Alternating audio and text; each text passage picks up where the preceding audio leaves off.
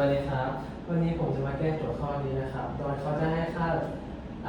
พิกัดซัตเทอร์ไลท์มานะครับ แล้วก็ค่าพิกัดที่นิวยอร์กมานะครับ โดยข้อนี้นะครับเขาจะหาค่าเลนส์นะครับคือค่า d นะครับ แล้วก็ค่า deviation angle นะครับค่า e นะครับ แล้วก็ค่า azimuth angle นะครับค่า z นะครับ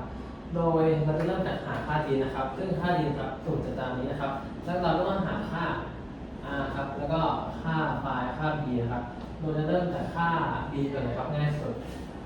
โดยที่ l e นะครับก็คือจะเป็นลองิจูดของพิกัดที่นิวยอร์กนะครับที่14เป็นอยู่นะครับก็จะเป็น-74นะครับแล้วก็ลบกับค่าลองิจูดของแซตเทอร์ไลท์นะครับก็จะเป็นลบกับ-30นะครับ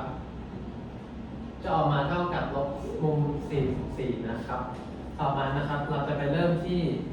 ค่า r ตรงนี้ครับซึ่งค่า r เนี่ยจากสูตรจะเป็นสแควร์รูท l กำลังสองนะครับบวก z กำลังสองนะครับโดยค่า l นะครับจะสูตรก็คือ